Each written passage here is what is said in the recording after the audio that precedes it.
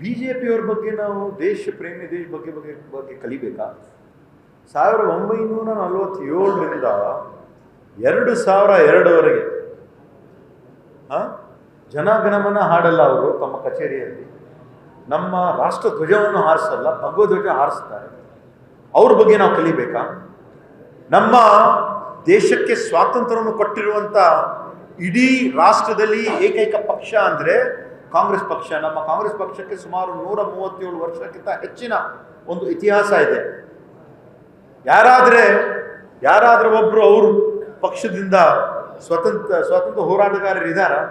ಆಮೇಲೆ ಮಾಡಿದ್ವಿ. ಇವತ್ತು ಅವ್ರು ಹೇಳ್ತಾರೆ ಇದು 1937ರಲ್ಲೇ ನಾವು ಎರಡೇ ಒಂದು ಸಾಲುಗಳನ್ನು ಹಾಡಬೇಕು ಅಂತ ನಾವು ಹೇಳಿದ್ದೀವಿ. ಅದನ್ನು ಪೊಲಿಟಿಕಲ್ ಮಾಡ್ತಾ ಇದ್ದಾರೆ. ಯಾಕೆ ಮಾಡ್ತಾ ಇದ್ದಾರೆ ಅಂದರೆ ಅವ್ರಿಗೆ ಇಡೀ ದೇಶದಲ್ಲಿ ಇರ್ತಕ್ಕಂಥ ಒಂದು ನಿರುದ್ಯೋಗ ಸಮಸ್ಯೆ ಏನಿದೆ ಅಲ್ಲಿಂದ ಡೈವರ್ಟ್ ಮಾಡ್ಬೇಕಂತ ಮಾಡ್ತಾ ಇದ್ದಾರೆ.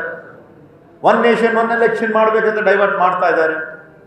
ಅವರು ಈ ಒಂದು ವುಮೆನ್ ಡಿಲಿಮಿಟೇಷನ್ ಮಾಡ್ಬೇಕಂತ ಡೈವರ್ಟ್ ಮಾಡ್ತಾ ಇದ್ದಾರೆ. ಆದರೆ ಪರಿಸ್ಥಿತಿ ಏನಿದೆ ನಾವು ನೋಡ್ತಾ ಇದ್ದೀರಿ. ಮೊನ್ನೆ CJP ಒಂದು ಪ್ರೊಟೆಸ್ಟ್ ಆಯಿತು. ಇವತ್ತು ಛಾತ್ರೋ ಕಿ ಗೂಂಜ್ ಅಂತ ನಿನ್ನೆಯೂ ಕೂಡ ನಮ್ಮ ನಾಯಕರಾಗಿರುವಂಥ ರಾಹುಲ್ ಗಾಂಧಿ ಅವರು ಸಾವಿರಾರು ಲಕ್ಷಾಂತರ ಸಂಖ್ಯೆಯಲ್ಲಿ ಎಲ್ಲ ಯುವಕರು ಬರ್ತಾ ಇದ್ದಾರೆ. ಯುವಕರಿಗೆ ಬೇರೆ ಕೆಲಸನೇ ಸಿಗ್ತಾ ಇಲ್ಲ. ಅದರ ಬಗ್ಗೆ ಅವರು ಹೆಚ್ಚಿನ ಒಂದು ಕಾಳಜಿ ವಹಿಸಿ ಮಾಡಬೇಕಾಗಿತ್ತು.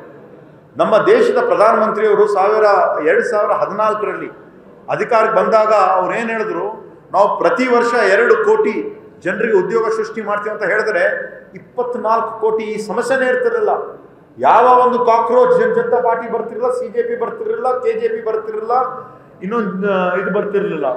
ಆದರೆ ಪರಿಸ್ಥಿತಿ ಆ ಥರ ನಿರ್ಮಾಣ ಆಗಿ ಅವರೇ ಒಬ್ಬ ಧರ್ಮೇಂದ್ರ ಪ್ರಧಾನ್ ಅಂತ ಅವರು ಶಿಕ್ಷಣ ಸಚಿವರು ರಾಜೀನಾಮೆ ಕೊಡ್ತಕ್ಕಂಥ ಪರಿಸ್ಥಿತಿ ನಿರ್ಮಾಣ ಆಗಿದೆ. ಯಾಕಂದರೆ ಜನರು ಗೊತ್ತಾಗಿದೆ ಅವರು ಮಾಡ್ತಕ್ಕಂಥ ವಿಷಯ ಕೆಲಸ ಕಾರ್ಯಗಳನ್ನು ಕೇವಲ ಜನರಿಗೆ ಮುಟ್ತಕ್ಕಂಥ ಯಾವುದು ಕೆಲಸ ಆಗ್ತಾ ಇಲ್ಲ.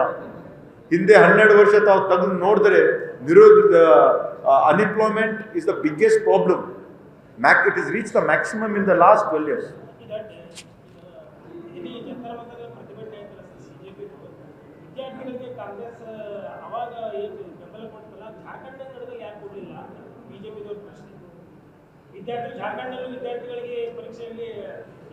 ನೋಡ್ರಿ, ಎಲ್ಲ ಕಡೆ ಈ ಥರ ಪ್ರತಿಭಟನೆ ಎಲ್ಲ ನಡೀತಾ ಇರ್ತದೆ. ನಾವು ಮಾಡ್ತಕ್ಕಂಥ ಇದು ಕಾಕ್ರೋಚ್ ಜನತಾ ಪಾರ್ಟಿ CJP ಬಂದಿದ್ದು ಮೇ ತಿಂಗಳಲ್ಲಿ, ಮೇ 14-15 ಆಗಿರ್ಬೋದು.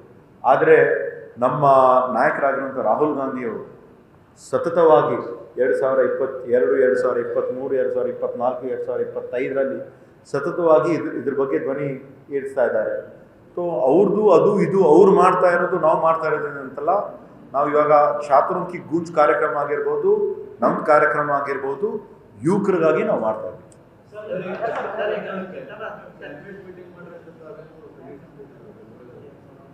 ಅದು ವಿಚಾರ ಮಾಡಬೇಕಾಗ್ತದೆ.